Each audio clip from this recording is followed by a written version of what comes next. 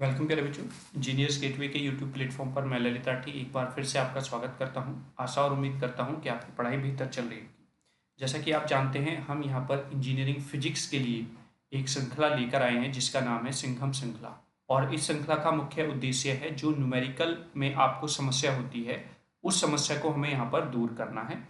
और इस श्रृंखला का आज हम पार्ट नंबर 10 आप लोगों के लिए लेकर आए हैं। इससे पहले 9 पार्ट हमने इस श्रृंखला के कंप्लीट कर लिए हैं। और हर एक श्रृंखला में हम 5 न्यूमेरिकल आपको कराते हैं जो कि मिक्स होते हैं। हो सकता है एक यूनिट से 2 क्वेश्चन मिल जाए, हो सकता है 5 यूनिट से एक एक क्वेश्चन आपको देखने को मिल जाए। तो इससे होगा क्या कि आपका पूरे फिजिक्स के न्यूमेरिकल पर पार्ट में आपके क्या होते रहते हैं, रिवाइज होते रहते हैं। तो उसी चीज को ध्यान में रखते हुए ये श्रृंखला लेकर आई गई थी। और इस श्रृंखला में हमने प्रीवियस ईयर के जो क्वेश्चंस पेपर में न्यूमेरिकल पूछे गए हैं वो हमने यहाँ पर इंक्लूड किए थे। उससे एक बेनिफिट ये होता है कि जब आप क्वेश्चन पेपर देने जाते हैं, एग्जाम हॉल में बैठते हैं, तो उससे पहले आपको एक आइडिया लग जाता है रफली कि किस तरीके का क्वेश्चन किस कॉन्सेप्ट पर बेस्ड ज़्यादा किसी पर्टिकुलर यूनिट से पूछा गया है। ठीक है, तो सबसे पहले आप वीडियो को स्टार्ट करने से पहले शेयर कर दीजिए ज़्यादा से ज़्यादा अपने सभी सोशल अकाउंट्स पर, जहाँ पर भी आपने सोशल अकाउंट बनाया हुआ है, चाहे आपका फेसबुक अकाउंट हो, चाहे व्हाट्सएप अकाउंट हो, चाहे टेलीग्राम अकाउंट हो, चाहे इंस्टाग्राम हो। हर जगह आप वीडियो को ज़्यादा से ज़्यादा शेयर कर दीजिए। तो चलिए अपना पार्ट नंबर 10 स्टार्ट करते हैं और आज का क्वेश्चन देखते हैं। Question number 46। क्वेश्चन नंबर 46 क्या कहता है कि calculate the V number of a fibre of core diameter 40 micrometer and refractive index of 1.5 and 1.50 respectively for its core and cladding when a light of wavelength 1400 nanometre is propagating. मतलब उसने पहले number of modes पूछे हैं यहाँ पर, जिसमें core का diameter उसने दिया हुआ है 40 माइक्रोमीटर, रिफ्रैक्टिव इंडेक्स कोर और क्लैडिंग का रेस्पेक्टिवली उसने दिया हुआ है 1.55 एंड 1.50, जिसमें लाइट की जो वेवलेंथ है वो है 1400 नैनोमीटर।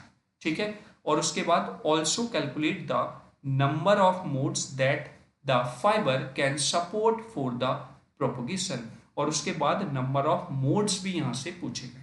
तो सबसे पहले जो जो चीजें आपको गिवन है हर बार की तरह वो हम यहाँ पर लिख लेंगे। तो सॉल्यूशन में हम सबसे पहले लिखेंगे गिवन दैट, क्या क्या गिवन है आपको। तो सबसे पहले हमें गिवन है यहाँ पर कोर का डायमीटर, जिसको हम D4 कोर बोल देंगे। यहाँ पर कोर हम लिख लेते हैं 40 माइक्रोमीटर। ठीक है, उसके बाद refractive index of the core दिया हुआ है, जिसको हम μ1 बोल देते हैं या n1 बोल देते हैं, मैं दोनों लिख देता हूँ 1.50। उसके बाद 1.55 दिया हुआ है। उसके बाद आपका क्लैडिंग का रिफ्रैक्टिव इंडेक्स, जिसको μ2 या n2 बोल देते हैं, 1.50 यहाँ पर गिवन है। फिर वेवलेंथ ऑफ लाइट दी हुई है यहाँ पर 1400 नैनोमीटर। ठीक है, तो नैनोमीटर को हम मीटर में अगर कन्वर्ट करें तो 1400 यहाँ पर हो जाएगा इंटू 10⁻⁻⁹ मीटर। ये पैरामीटर्स आपको गिवन है। वी की वैल्यू पूछी है यहाँ पर, यानी कि जो आपकी फ्रीक्वेंसी है, मॉड्यूलेटेड फ्रीक्वेंसी, वो यहाँ पर पूछा गया है, और नंबर ऑफ मोड्स यहाँ पर पूछे गए हैं। ठीक है, तो ये आपको दोनों चीज़ें फाइंड आउट करनी है। तो सबसे पहले हमें जो फॉर्मूला यहाँ पर यूज़ करना है, उसके लिए हमें यहाँ पर, क्योंकि डायमीटर दिया हुआ है, हमें चाहिए रेडियस ऑफ द कोर। तो रेडियस ऑफ द कोर अगर मैं यहाँ पर निकालूँ, जिसको हम ए से डिफाइन करते हैं, तो वो हो जाएगा half of the radius diameter of the core. और ये माइक्रोमीटर में दिया हुआ है, तो हम इसको मीटर में कन्वर्ट कर लेंगे, तो इट बिकम्स 2 × 10⁻⁻5 मीटर। अब हमारी यूनिट भी सब सेम हो गई हैं, तो अब हम फॉर्मूले का यूज कर सकते हैं। तो फॉर्मूला है वी नो दैट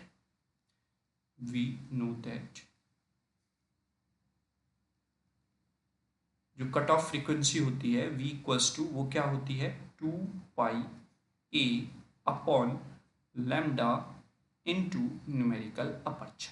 और न्यूमेरिकल अपर्चर को हम क्या लिखते हैं, Na इक्वल्स टू होता है स्क्वायर रूट में μ1 का स्क्वायर माइनस μ2 का स्क्वायर।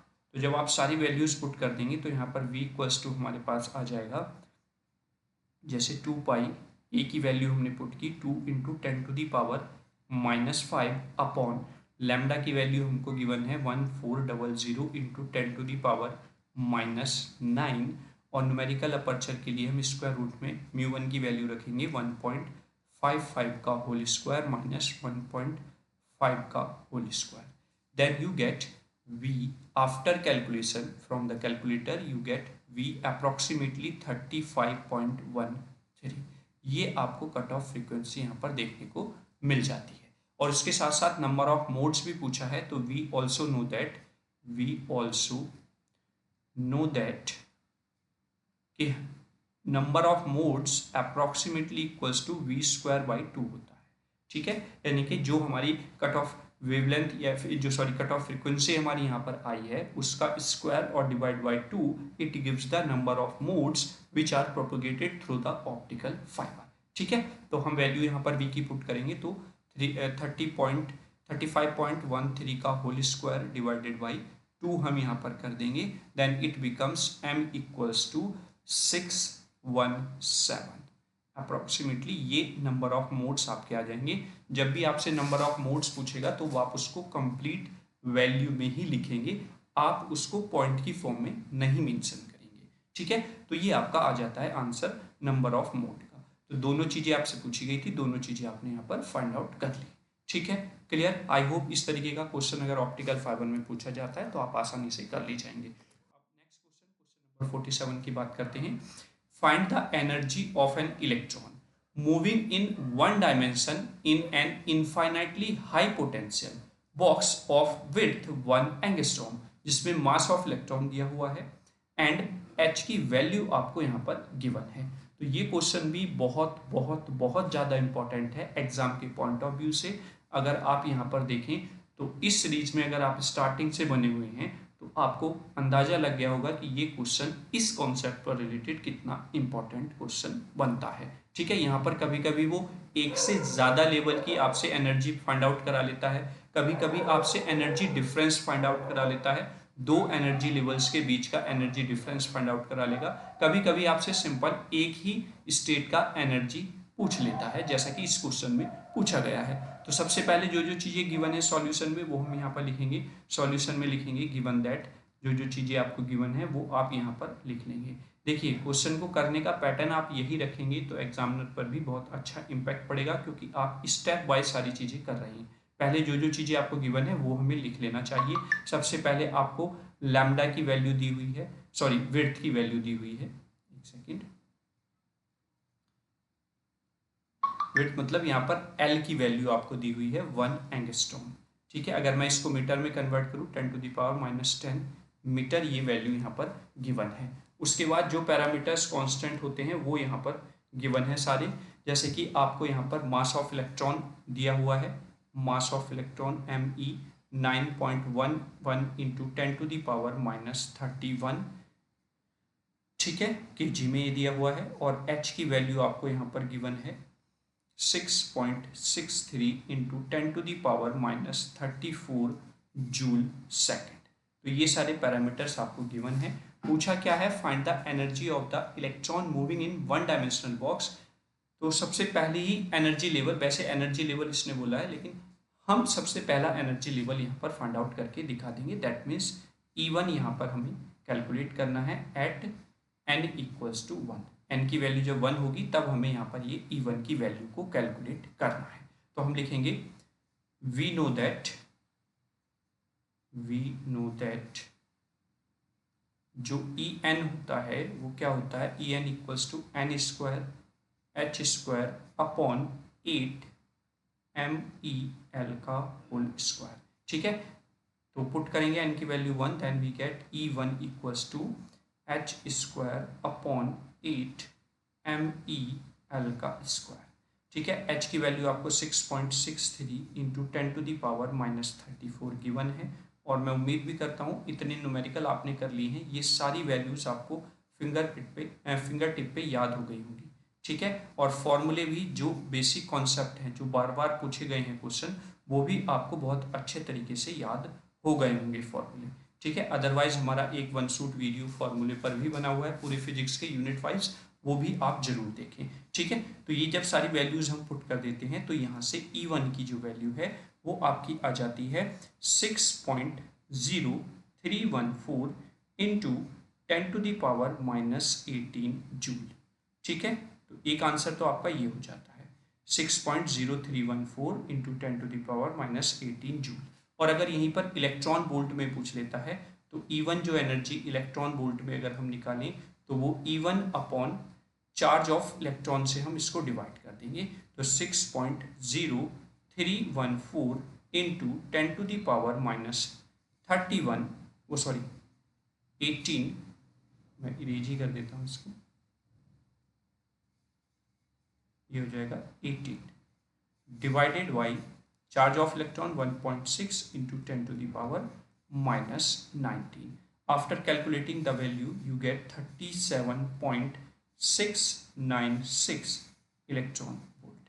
तो ये आपका आंसर हो जाता है। अगर आपसे उसने पर्टिकुलरली इलेक्ट्रॉन वोल्ट में वैल्यू पूछी है तो आप इस तरीके से फाइंड आउट करके दिखा देंगे। अदरवाइज आपने जो जूल में वैल्यू फाइंड आउट की है वो भी आपका आंसर सही हो जाएगा। ऐसा नहीं है कि वो कैलकुलेशन आपकी गलत मानी जाएगी या आंसर सही नहीं माना जाएगा या आपका क्वेश्चन इनकम्प्लीट माना जाएगा, ऐसा कुछ नहीं है, क्योंकि उसने मेंशन ही नहीं किया है तो वो आंसर यहीं तक आपका सही हो जाएगा। ठीक है, कोई प्रॉब्लम नहीं। चलिए अब नेक्स्ट क्वेश्चन नंबर 48 की बात कर लेते हैं। क्वेश्चन नंबर 48 क्या कहता है, calculate the numerical aperture acceptance angle of the fibre from the following data. Data दिया हुआ है जिसमें आपको रिफ्रैक्टिव इंडेक्स कोर का दिया हुआ है 1.50, रिफ्रैक्टिव इंडेक्स ऑफ क्लैडिंग दिया हुआ है 1.45। तो ये वैल्यूज आपको गिवन है। तो सबसे पहले हर बार की तरह सॉल्यूशन में आप लिखेंगे गिवन दैट, क्या क्या चीज़ें हमें गिवन है वो हम यहाँ पर लिख लेते हैं। तो गिवन है हमको N1 कोर का रिफ्रैक्टिव इंडेक्स 1.50, फिर हमें गिवन है N2 क्लैडिंग का रिफ्रैक्टिव इंडेक्स 1.45। देखिए जहाँ पर ये N1 और N2 मेंशन करके दिया होंगे तब आप वहाँ पर रिफ्रैक्टिव इंडेक्स N1 और N2 ही दें। अदरवाइज अगर सिंपल कोर का रिफ्रैक्टिव इंडेक्स बोलता तो आपको μ1 μ2 ले लेना है। ठीक है, अदरवाइज आपको जो इंडिकेशन दिया हुआ है उसी को आपको पुट करना है।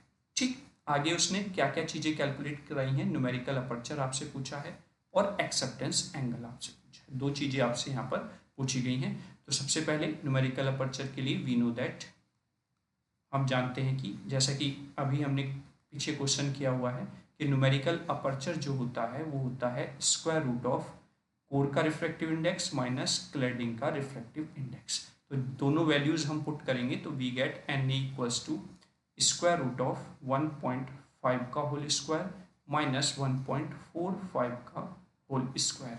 Finally, you get after calculating these values and take the square root, you get 0.384। तो आपका न्यूमेरिकल अपर्चर की वैल्यू आ जाती है 0.384। वहीं पर अगर हम बात करें एक्सेप्टेंस एंगल की तो we also know that जो एक्सेप्टेंस एंगल होता है वो sin या साइन थीटा ए के साथ इक्वल्स टू होता है न्यूमेरिकल अपर्चर। तो यहाँ से हम साइन थीटा ए निकालेंगे तो it becomes sine inverse of numerical aperture. और न्यूमेरिकल अपर्चर की वैल्यू हमको गिवन है जो अभी गिवन नहीं है, हमने अभी फाइंड आउट की है 0.384। ठीक है, after taking the sine inverse we get theta A equals to 0.3941, ये आपका रेडियन में वैल्यू आ जाएगी।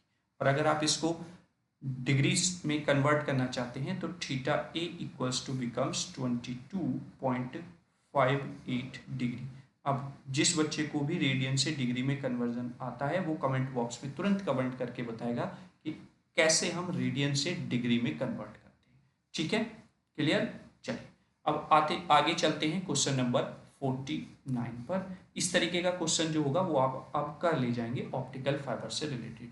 इससे पहले भी हमने ऑप्टिकल फाइबर का इस तरीके का क्वेश्चन किया है जिसमें और भी टर्म्स वहां पर कैलकुलेट कराई गई थी। ठीक है, नेक्स्ट आते हैं। नेक्स्ट क्वेश्चन है if the magnitude of the H in a plane wave is 1 ampere per metre then find the magnitude of E for the plane wave in free space. बहुत ही छोटा क्वेश्चन है तो ये 7 number में question नहीं आएगा। इस क्वेश्चन को किसी डेरिवेशन या फिर किसी थ्योरेटिकल क्वेश्चन के साथ ऐड करके पूछ लिया जाएगा। ठीक है, तो सॉल्यूशन में हम लिखेंगे क्या, जो गिवन है हमें magnitude of the magnetic field, that means H आपको गिवन है 1 एम्पियर पर मीटर। ठीक है, 1 एम्पियर पर मीटर आपको गिवन है, E आपसे पूछा गया है। तो हम लिखेंगे वी नो दैट, हम बहुत अच्छे से जानते हैं। और हम वी नो दैट क्यों लिख रहे हैं बार बार, क्योंकि आप इंजीनियर्स गेटवे से पढ़ रहे हैं। अदरवाइज कुछ बच्चों को फॉर्मूले ही याद करने में कई वर्ष लग जाते हैं और वो फिजिक्स की बैग देते रहते हैं। ठीक है, तो ये आपका होता है square root of mu naught upon epsilon naught, और वो भी आपका 377 हो जाता है। और दूसरी तरफ अगर आपके पास सारी फैसिलिटीज़ भी हैं, जैसे कि आप इंजीनियर्स गेटवे पर पढ़ रहे हैं, यहाँ पर सारी चीज़ें फिजिक्स से रिलेटेड आपको मिल रही हैं फ्री ऑफ कॉस्ट, अगर फिर भी आप यहाँ पर इनका लाभ नहीं उठा रहे हैं, अपनी ईमानदारी से मेहनत नहीं कर रहे हैं, तो फिर आप भी बार बार हर साल फिजिक्स की बैग देने के लिए पीछे नहीं रहेंगे। क्योंकि फर्स्ट ईयर की बैग ऐसी होती है कि वो आपका फिर आगे सेकेंड ईयर से आपका कोर ब्रांच का सब्जेक्ट स्टार्ट हो जाता है, तो आप वहाँ पर ट्रैप्ड हो जाते हैं, फंस जाते हैं।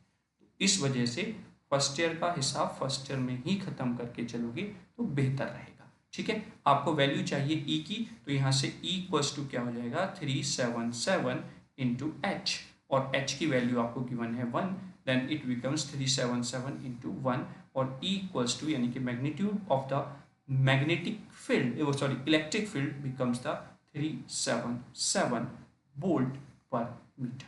तो ये वैल्यू आपकी आ जाती है इलेक्ट्रिक फील्ड के मैग्नीट्यूड की। ठीक है, ये बहुत छोटा सा क्वेश्चन है, या तो आपसे 2 मार्क्स में डायरेक्टली इस तरीके का क्वेश्चन पूछा जा सकता है, या फिर किसी क्वेश्चन के साथ ऐड ऑन करके इस क्वेश्चन को पूछ लिया जाएगा। ठीक है, चलिए क्वेश्चन नंबर 50 क्या क्या कहता है, तो इसी के साथ तालियां बजा दीजिए, अर्धशतक हमारी इस सीरीज का कंप्लीट हो जाता है। क्वेश्चन नंबर 50 कह रहा है कि light of wavelength 5500 angstrom falls normally on a slit of width 22 into 10 to the power minus 5 centimetre. यानी कि एक लाइट है जो 5500 एंगस्ट्रॉम की लाइट है, वो फॉल होती है, और नॉर्मली किस पर होती है, ऑन ए सिंगल स्लिट, जिसकी विड्थ है 22 into 10 to the power minus 5 centimetre. Then calculate the angular position of first 2 minima on either side of the central maxima. Central maxima के दोनों साइड जो फर्स्ट 2 मिनिमाज मिलेंगे, उनकी यहाँ पर एंगुलर पोजीशन फाइंड आउट कराई गई है। ठीक है, क्लियर? तो आई होप आप इसको आसानी से कर ले जाएंगे। तो सॉल्यूशन में पहले तो जो जो चीज़ें गिवन है वो आप हम यहाँ पर लिख लेंगे कि गिवन दैट क्या क्या चीज़ें गिवन है। सबसे पहले तो वेवलेंथ गिवन है 5500 एंगस्ट्रॉम, आप इसको कन्वर्ट कर सकते हैं मीटर में, it becomes 5.5 into 10 to the power minus 7 metre. Then आगे आपको क्या गिवन है, विड्थ ऑफ द स्लिट। अगर आप उसको ए से जानते हैं तो ए लिखेंगे, अगर आप ई से जानते हैं तो ई लिखेंगे। तो ए इक्वल्स टू यहाँ पर दिया हुआ है 22 into 10 to the power minus 5 centimetre. चूंकि हमने वेवलेंथ को मीटर में कन्वर्ट करा है, तो it becomes 22 into 10 to the power minus 7 metre. ठीक है, क्लियर हुआ? तो ये विड्थ की स्लिट की विड्थ हो जाती है। मैं लिख भी देता हूँ विड्थ ऑफ स्लिट। तो स्लिट ऑफ की विड्थ जो है वो ए से हमने रिप्रेजेंट किया है। ठीक है, तो डार्क की बात की गई है, तो वी नो दैट यानी कि मिनिमम मतलब डार्क है ना। कंडीशन फोर गेटिंग मिनिमा को गेन करने के लिए जो हमारी कंडीशन होती है अचीव करने की, वो क्या होती है, A sine theta equals to N lambda. ठीक है, चूंकि फर्स्ट 2 मिनिमा की बात कर रहा है वो दोनों साइड, तो that means here N equals to for first minima, है ना। पहले मिनिमा के लिए n की वैल्यू 1 हो जाएगी, तो that means it becomes a sine theta equals to lambda. तो यहाँ से हम वैल्यू पुट कर लेते हैं। वैल्यू पुट करेंगे तो 22 into 10 to the power minus 7 हो जाता है। साइन थीटा यहाँ पर रहेगा और इक्वल्स टू लैम्डा की वैल्यू आपको दी हुई है 5.5 इंटू 10⁻⁻7। ठीक है, 10⁻⁻7 से अगर मैं डायरेक्टली इसको कैलकुलेट करूँ तो यहाँ पर कट हो जाएगा। तो यहाँ पर आपको मिलेगा sine theta equals to, sine theta आपने यहाँ पर फाइंड आउट करना है तो 5.5 अपॉन यहाँ पर 22 आपको देखने को मिल जाएगा। तो जब आप इसको सॉल्व करेंगे तो आपके पास साइन थीटा इक्वल्स टू आएगा 1/4। वो डायरेक्टली अगर आप कैलकुलेट करें तो पॉइंट हटेगा, यहाँ पर 0 बढ़ जाएगा और 55 फोर्जा होते हैं 220। तो यहाँ से साइन थीटा, तो अब हम यहाँ पर वो एंगल निकाल सकते हैं जिसकी उसने बात की है। ठीक है, तो यहाँ पर हो जाएगा साइन इनवर्स 1/4। ठीक है, तो ये आप जब कैलकुलेट करेंगे तो ये आ जाएगा आपका 0.2527 रेडियन। ठीक है, और ये रेडियन को आप कन्वर्ट करेंगे जब डिग्री में तो इट कन्वर्ट फ्रॉम दिस। ठीक है, पीछे मैंने पूछा था आपसे, तो जिन बच्चों ने कमेंट बॉक्स में कमेंट किया होगा वो भी ठीक है, अगर आप पे नहीं आता है तो आप इस तरीके से डिग्री में कन्वर्ट कर सकते हैं रेडियन की वैल्यू को एंगल की। तो थीटा बिकम्स, जब आप इसको कन्वर्ट करेंगे तो 14.48 डिग्री आपका ये हो जाएगा। ठीक है, तो आई होप आपने थीटा की वैल्यू फाइंड आउट कर ली। अब ये जो थीटा है ये फर्स्ट मिनिमा आ रहा है जो कि एक साइड हमने देखा है ना। फॉर द सेकेंड मिनिमा अगर हम बात करेंगे तो यही क्या हो जाएगा, जस्ट अप्रॉक्सीमेटली डबल हो जाएगा। ठीक है, अब अगर मैं बात करूं यहां पर फॉर सेकेंड मिनिमा, ठीक है, सेकेंड मिनिमा की अगर मैं बात करूं तो m इक्वल्स टू यहाँ पर 2 हो जाएगा। ठीक है, m लिया है हमने, n लिया है, सॉरी n यहाँ पर, एक सेकेंड, ये n जो है यहाँ पर 2 हो जाएगा और जब n 2 हो जाएगा देन आपको जो थीटा मिलेगा वो लगभग यहाँ पर 30 डिग्री देखने को मिल जाएगा। ठीक है, आप इसको खुद से कैलकुलेट करके देखेंगे फॉर द सेकेंड मिनिमा। ठीक, तो जो आपसे पूछा गया था वो आपने यहाँ पर फाइंड आउट कर लिया है। तो आई होप आपसे अगर इस तरीके का क्वेश्चन भी पूछा जाता है तो आप बहुत ही आसानी से क्वेश्चन को कर ले जाएंगे। फर्स्ट 2 मिनिमा की बात की है उसने, वो ये यहाँ पर कह रहा है बच्चों कि चाहे आप ऊपर की साइड कैलकुलेट कर लीजिए चाहे आप नीचे की साइड कैलकुलेट कर लीजिए, आप दोनों पहले मिनिमास को यहाँ पर फाइंड आउट करके बताइए। अगर मैं यहाँ पर इस तरीके से ग्राफ बनाऊँ तो ये आपका हो जाता है सेंट्रल मैक्सिमा। तो अगर आप नीचे कैलकुलेट करना चाहते हैं तो ये यानी कि फर्स्ट मिनिमा और फिर ये सेकेंड मिनिमा। अगर आप ऊपर कैलकुलेट करना चाहते हैं, चूंकि हमें पता है कि दोनों सेम एंगुलर जो एंगल है, एंगुलर पोजीशन है, उसी पर दोनों तरफ देखने को मिलते हैं। फर्स्ट मिनिमा देखेंगे आप तो ये वाला एंगल और ये वाला एंगल दोनों सेम रहते हैं। फिर आगे ये वाला एंगल आप चेक करेंगे और ये वाला एंगल चेक करेंगे तो दोनों सेम रहेंगे। तो इसीलिए उसने कहा है कि कोई सी भी साइड आप फाइंड आउट करके यहाँ पर आप बताइए पहले 2 मिनिमास के लिए। ठीक है, तो ये हमने कैलकुलेट कर लिया फॉर द फर्स्ट मिनिमा, और जब हमने सेकंड मिनिमा की बात की तो n की वैल्यू यहाँ पर 2 हो जाएगी और 2 पुट करने के बाद थीटा की वैल्यू आपको 30 डिग्री देखने को यहाँ पर मिल जाएगी। ठीक है, तो आई होप क्वेश्चन नंबर 50 भी आपको क्लियर हुआ होगा। तो ये था आज का पार्ट नंबर 10 आपका, जिसमें हमने 5 क्वेश्चन किए और 10 पार्ट था क्योंकि, तो इसलिए आज हमने अपने क्वेश्चंस का अर्धशतक भी यहाँ पर पूरा किया है। तो thank you for watching this video, और अपने वैल्यूएबल कमेंट या वैल्यूएबल फीडबैक्स जो हैं वो आप कमेंट बॉक्स में ज़रूर कमेंट करें। कहीं पे भी किसी भी न्यूमेरिकल के कैलकुलेशन में या फिर किसी भी न्यूमेरिकल को समझने में कोई भी समस्या अगर आपको आई है तो बेहिचक आप कमेंट बॉक्स में कमेंट कर दें। कहीं पर किसी क्वेश्चन के कैलकुलेशन में कोई मिस्टेक है तो वो भी आप वहाँ पर मेंशन कर दें, मैं उसको पिन कर दूंगा मैसेज को, जिससे कि अदर बच्चों का नुकसान ना हो और अदर बच्चों को कोई कैलकुलेशन में प्रॉब्लम ना फेस करनी पड़े। अदरवाइज वैसे मैंने यहाँ पर क्वेश्चंस की हर एक की कैलकुलेशन अपने आप से कैलकुलेटर से की है और तभी आपका यहाँ पर आंसर प्रोवाइड कराया है। ठीक है, तो कमेंट बॉक्स में कमेंट जरूर करें अगर कोई भी समस्या आपकी है, और ज़्यादा से ज़्यादा वीडियो को शेयर करें जिससे कि बच्चों तक ज़्यादा से ज़्यादा वीडियो पहुँचे और उनको कोई भी समस्या यहाँ पर ना हो न्यूमेरिकल वाले पोर्शन को लेकर, खासकर क्योंकि फिजिक्स में सेक्शन बी जो होता है जिसमें से आपको 3 क्वेश्चंस करने होते हैं और वो 21 मार्क्स आपके क्या कहते हैं कंटेन किए होता है पूरे क्वेश्चंस पेपर में, जो कि बहुत महत्वपूर्ण है। 5 क्वेश्चन में चॉइस रहती है आपको 3 करने की। तो अगर आपने कोई भी 3 यूनिट बेहतर तरीके से पढ़ी हुई हैं तो आप आसानी से ये वाला सेक्शन बहुत अच्छे से करके ले जाएंगे। तो इसलिए मैं कह रहा हूँ कि पहले न्यूमेरिकल्स के इस पूरी सीरीज को देखकर सिनेरियो समझिए, क्या न्यूमेरिकल का सिनेरियो रहता है, किस तरीके का क्वेश्चन किस यूनिट से पर्टिकुलरली पूछा जाता है, फिर उसी टॉपिक पर उसी तरीके के क्वेश्चन पर हमें ज़्यादा फोकस करना है और उन्हीं को क्वेश्चन को स्ट्रॉन्ग करना है। ठीक है, तो चलिए अब नेक्स्ट और आई थिंक लास्ट पार्ट इस सीरीज का हमारा रहेगा सिंघम श्रृंखला का पार्ट नंबर 11, क्योंकि हमने जो प्रीवियस ईयर के क्वेश्चंस पेपर लिए थे उसके क्वेश्चंस जो हैं वो 11 पार्ट में ही खत्म हो जाते हैं। लगभग 55 क्वेश्चन पूरे 7 से 8 प्रीवियस ईयर के क्वेश्चंस पेपर में निकलते हैं जो कि आपके सिलेबस में थे।